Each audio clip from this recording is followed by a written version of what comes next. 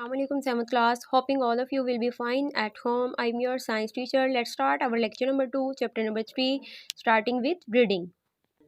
Why do scientists use bacteria in genetic engineering? Page number 35 open कर लें. यहाँ पे है why do scientist use bacteria in genetic engineering. Scientist जो हैं वो बैक्टीरिया को जेनेटिक इंजीनियरिंग में यूज़ क्यों करते हैं? Bacterial cell is very simple. Bacterial cell जो है बहुत सिंपल होता है, सादा होता है एंड ईजी टू ग्रो, और आसानी से ग्रो भी कर सकता है. It does not have an organize nucleus. इसके अंदर एक अरेंज किया हुआ न्यूक्लियस नहीं होता. The chromosomes consisting of DNA. Chromosome जो है डीएनए पर मुश्तमिल होते हैं. फ्लोट्स इन द साइटोप्लाज्म, और वो साइटोप्लाज्म में ही फ्लोट करते हैं. Additional circular pieces of DNA called plasmid are also present in the cytoplasm. जो डीएनए के सर्कुलर पीसीज होते हैं, एडिशनल पीसीज, उनको क्या कहते हैं? प्लाज्मिड कहते हैं, और वो साइटोप्लाज्म में ही मौजूद होते हैं. ये देखिए हमें डायग्राम में नज़र आ रहे हैं, क्रोमोसोम भी नज़र आ रहे हैं और एडिशनल सर्कुलर पीसीज भी नज़र आ रहे हैं जिन्हें प्लाज्मिड कहा जाता है, और ये साइटोप्लाज्म में मौजूद हैं. नेक्स्ट है plasmid can be easily isolated from a bacterial cell. Plasmid को बैक्टीरियल सेल से आसानी से अलग किया जा सकता है. And a gene can be attach with it, और फिर इसके साथ जीन की अटैचमेंट भी करवाई जा सकती है. Plasmid can carry the attach foreign gene into the bacterium. Plasmid जो है can carry the attach foreign gene, फिर ये जीन को लेकर बैक्टीरियम सेल में दोबारा चला जाता है. यानी जब हम प्लाज्मिड के साथ जीन को अटैच करवा देते हैं तो दोबारा से प्लाज्मिड को बैक्टीरियल सेल में इंसर्ट करवाया जा सकता है. In this way plasmid act as a carrier of a foreign gene. इसीलिए जो प्लाज्मिड है ये फॉरेन जीन के लिए, यानी बाहर से आने वाला कोई भी जीन है उसके लिए ये कैरियर का काम करता है.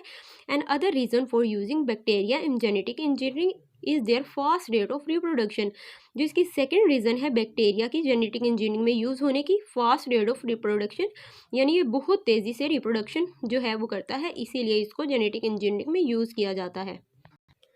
नेक्स्ट है how do scientist insert gene in a bacterium. Scientist जो हैं वो किस तरह से जीन को बैक्टीरियम में इंसर्ट करवाते हैं. The first step for inserting a gene into bacterial cell is the identification and isolation.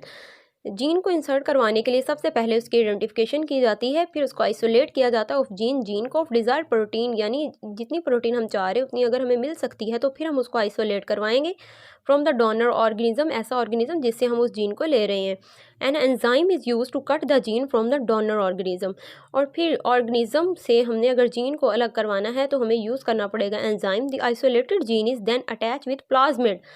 फिर उस जीन को हम प्लाज्मिड डीएनए के साथ अटैच करवा सकते हैं, टेकन फ्रॉम अ बैक्टीरियम, वो वाला प्लाज्मिड जिसको हमने बैक्टीरियम से आइसोलेट किया था. The same enzyme use for cutting donor gene. अब जो एंजाइम है जिससे हमने जीन को अलग किया है is use to cut the plasmid DNA. उसी से ही प्लाज्मिड डीएनए को अलग करना है at a specific site so that the gene can be attach at the cut end of plasmid. और हमने स्पेसिफिक साइट जो है वहाँ से उसको कट करना है ताकि कटिंग वाली साइड पे हम डीएनए यानी जीन जो है प्लाज्मिड डीएनए के साथ अटैच करवाया जा सके. उसके बाद the attach gene of desire protein and plasmid DNA are collectively called recombinant DNA. अब हमने जीन को प्लाज्मिड के साथ अटैच करवा दिया, अब इनको हम कंबाइनली क्या कहेंगे? Recombinant DNA. The recombinant DNA is inserted back into the same type of bacterium from which the plasmid was isolated. अब हमने प्लाज्मिड को जिस बैक्टीरिया से लिया था रिकम्बिनेंट डीएनए को उसी के अंदर इंसर्ट करवा देंगे.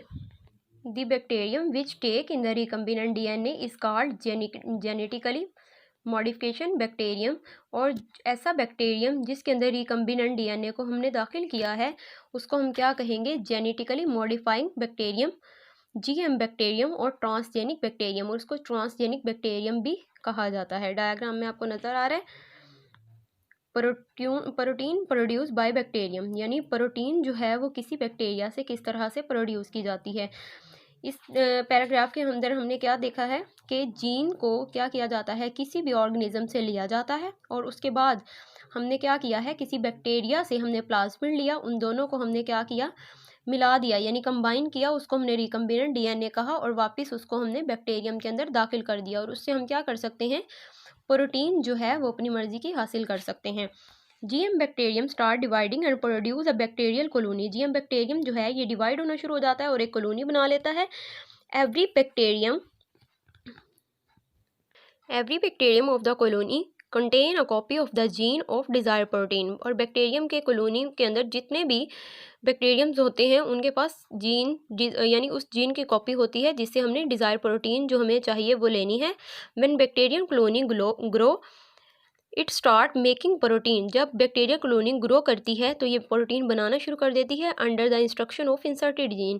और उस जीन को जो इंसर्ट हमने करवाया है उसके मुताबिक ये प्रोटीन जो है वो तैयार करना शुरू कर देती है। In genetic engineering gene of various useful protein for example insulin enzyme for synthesis of various medicine vaccine etc are inserted in bacteria and get protein और डिज़ायर प्रोटीन आर ऑब्टेन। अब जेनेटिक इंजीनियरिंग के अंदर हम bacteria से बहुत सारी चीज़ें जो है वो अपनी मर्ज़ी की बना सकते हैं, यानी किसी भी चीज़ को इंसर्ट करवा के डिज़ायर्ड प्रोटीन जो है ऑब्टेन की जा सकती है।